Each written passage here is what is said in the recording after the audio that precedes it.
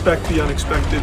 How many times do I have to teach you that lesson? I wasn't some superstar whiz in chemistry mastering the periodic table, but I got very familiar with the elements of surprise. You probably tell me I'm a bit of a silly goofy dude, but I am going to be yapping about something that I couldn't help but dive into the cesspool on, and that is the Backroom hate bandwagon versus the Obsession Glaze carriage. This shit is like Team Edward versus Team Jacob for horror movies right now. I was gonna say horror movie fans, but I think a lot of the people weighing in on this have maybe never seen a movie in their life until this week, or last week. It is so degenerate and just absolutely atrocious that I can't help but weigh in. So, most of you know, Obsession is my favorite movie of the year so far. I made a whole video just gushing grannies over it. I think it is an absolute home run. I love every fucking scene in the film. And last night I saw The Backrooms and I made a video on that, and I liked it. I thought it was a good movie and at times even a really good movie. It had quite a few problems, mostly like in the second half of the film, but overall I enjoyed the film and I think it's a very nice film. However, film Twitter, and I can't even call them film Twitter because, like I said, I feel like most of them probably haven't seen a moving picture outside of TikTok before. But a lot of people that are weighing in on The Backrooms right now because maybe they saw an advertisement for it and just want to be part of the crew partnership because it was slated to be like one of the biggest movies so far this year. They went and saw it and then were disappointed and they were saying, it's the worst movie I've ever seen. It's completely unwatchable trash, that kind of thing. And I'm not exaggerating. Tweets like this are more common than we're told right now. I blurred out the account here, but this is an account with 300-something thousand followers and it's always blue check marks, so I guess there's always the chance that it's for engagement farming. But this individual writes, went in with an open mind because I love Backroom content, but beyond a shadow of a doubt, this is probably the worst movie I've ever seen in theaters, and most definitely the worst film I've seen opening day. What a disappointment, lol. They then never explained what they didn't like about it, just, it was bad, can't watch it, worst thing I've ever seen in theaters. And there's nothing wrong with not liking it. I think that's totally fine, and I understand some people that are actually giving, like, a real perspective on it. But the bulk of it is just stuff like this. Oh, it's the worst thing ever made, actually. Which is just a sign of the times we live in where something is either the best thing ever made or the worst thing ever made. There is no longer any in between. You either have to worship it and suck the fucking piss out of its balls, or you have to at all times be pooping and farting on it. It is just the worst thing ever made. There is no nuance left. I just find it so fascinating if they're being truthful that this actually is the worst movie they've seen. That means they've seen maybe like 4 movies in their entire fucking life. That's the only way that's possible because objectively, this is far from even the worst movie of the last month. Like this is, no matter how you spin it, even if you didn't like it when you did, it's totally fine. There are things to not like about it. There have been significantly worse movies that have come out in just the last 2 weeks. Now, of course, maybe they didn't see them, but that's why I find it so interesting because even the big films that have come out this year, I think a good handful are worse than The Backrooms no matter how you spin it.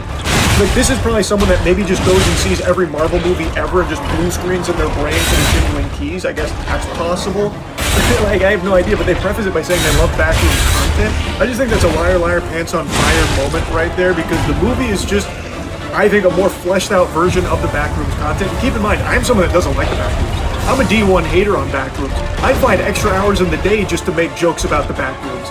Even though I always appreciated the work that Kane Parsons put into it, I just never got into it. And I played so many of the games as a fucking meme because the games are such dog shit. And yet, I ended up liking this film because I thought it did what the other content failed to do for me, which is get me invested in it, make me care, and actually show me some interesting things that I thought were pretty different from the normal horror slog that I watch. And I watch like every horror movie ever made. So I was pretty satisfied with it. So I was really confused about this perspective because it isn't like a small number of people. In fact, its Rotten Tomatoes score is right now in the 70%, which isn't bad, but let's keep in mind fucking Five Nights at Freddy's and Five Nights at Freddy's 2, the super sequel Stinkerooski, both have Rotten Tomatoes audience scores in the 80s. And this is why I think Rotten Tomatoes audience scores are actually significantly worse than critic scores in a lot of instances, because half the audience just seems to be legitimately fucking lobotomized. These 2 films are like cinematic hemorrhoids. And it's totally fine to like go in there and have fun. Like if you just want to turn your brain off and just point at the screen, I get that reference, and just bluff shit out. Oh, my video, that kind of stuff. There's no shame in that.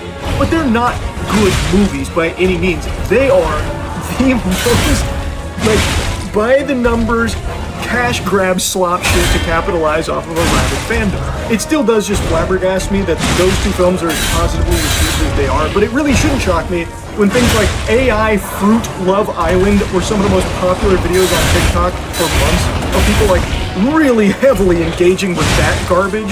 So like, I guess of course it shouldn't be a surprise that things like Five Nights at Freddy's 1 and 2 also really hit with that crowd, but still, come on.